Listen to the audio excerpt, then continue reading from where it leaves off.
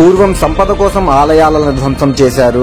ఇప్పుడు ఆధిపత్యం కోసం ఆలయాలను ధ్వంసం చేస్తున్నారు. ఆక్రమణకారుల చేతుల్లో బలైన ఎన్నో ఆలయాలు ఖచ్చితంగా పునరుద్ధరింపబడతాయి. అందులో భాగంగా ఈ రోజు హలో ఫ్రెండ్స్, ప్రస్తుతానికి మనం వచ్చేసి వరంగల్ లో ఉన్న 1000 స్తంభాల గుడి దగ్గరైతే ఉన్నాము. సో ఆల్రెడీ వచ్చేసి 4 years బ్యాక్ అంటే ఛానల్ స్టార్ట్ చేసినప్పుడు పెద్దగా ఎడిటింగ్ కూడా ఐడియా లేదనమాట. అయినా కానీ అప్పుడు వీడియో చేసి అప్లోడ్ చేసేసాను 1000 స్తంభాల గుడి గురించి పూర్తి వివరాలు విత్ స్టోరీతో సహా మొత్తం అయితే అప్లోడ్ చేశాను అనమాట. సో మళ్ళీ ఇప్పుడు అప్లోడ్ చేయడానికి గల కారణం ఏంటంటే, అప్పుడు వీడియో తీసినప్పుడు ఏంటంటే గుడి రీకన్స్ట్రక్ట్ జరుగుతుంది అనమాట. అంటే ఆక్రమణకారులు మన దేశానికి దండయాత్రకు వచ్చినప్పుడు మొత్తం దోచుకున్నారనమాట ఆలయాలన్నిటిని.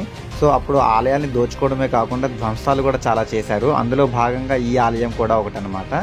సో చాలా ధ్వంసం అయిపోయింది. సో దాన్ని రీకన్స్ట్రక్ట్ అయితే చేయడం అయితే జరిగింది అనమాట. చాలా అద్భుతంగా అయితే నుంచో పెట్టారు. ఇది వచ్చేసి పాత టెంపుల్, ఇది వచ్చేసి నంది విగ్రహం, ఇది వచ్చేసి ఇప్పుడు నిలబెట్టింది అనమాట. సో పని మీద ఇటు వచ్చాను. సో అలా ఒకసారి లుక్ వేసేద్దామని చెప్పి వచ్చినప్పుడు వీడియో తీయాలనిపించింది. సో అందరికి తెలియపరచాలని చెప్పి మళ్ళీ వీడియో తీస్తున్నాను. సో చూస్తున్నారు కదా ఎంత బాగా నుంచోబెట్టారు.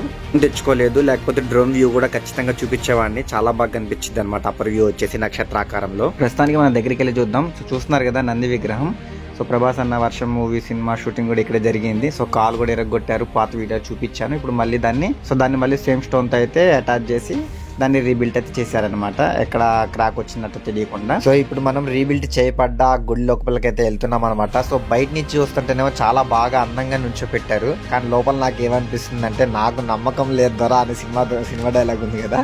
సో నాకైతే అది అనిపిస్తుంది అనమాట. కానీ లోపలికైతే వెళ్దాము. సో జోక్స్ ఆఫ్ పార్ట్ అనమాట. సో లోపలికి వెళ్తున్నాం. సో చూస్తున్నారు కదా స్తంభాలు బాగా నుంచి పెట్టారు. ఇక్కడ నుంచి మెయిన్ టెంపుల్ చాలా బాగా కనిపిస్తుంది మనకి. ఆలయం మొత్తం పూర్వవైభవాన్ని తలపించేలాగైతే నుంచి పెట్టారనమాట. సో లోపల ఆలయం లోపలైతే పూజలు ఏం జరగట్లేదు. జస్ట్ ఓల్డ్ వ్యూ వచ్చేలాగైతే నుంచి పెట్టారనమాట. లోపల ఏ దేవి దేవతలు కానీ ఏ ఫోటోలు కానీ ఏమీ లేవు. పూజలు ఏం జరగట్లేదు. జస్ట్ వ్యూ కోసం ఉంచారనమాట.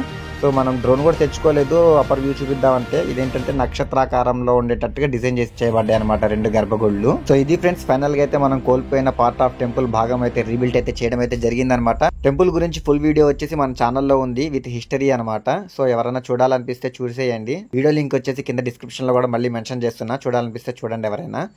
మరి రీబిల్డ్ చేయబడ్డ టెంపుల్ ఎలా అనిపించింది అని కింద కామెంట్ అయితే ఖచ్చితంగా పెట్టండి. మళ్ళీ మరొక ఇంట్రెస్టింగ్ వీడియోతో నెక్స్ట్ వీడియోలో కలుద్దాం. బాయ్.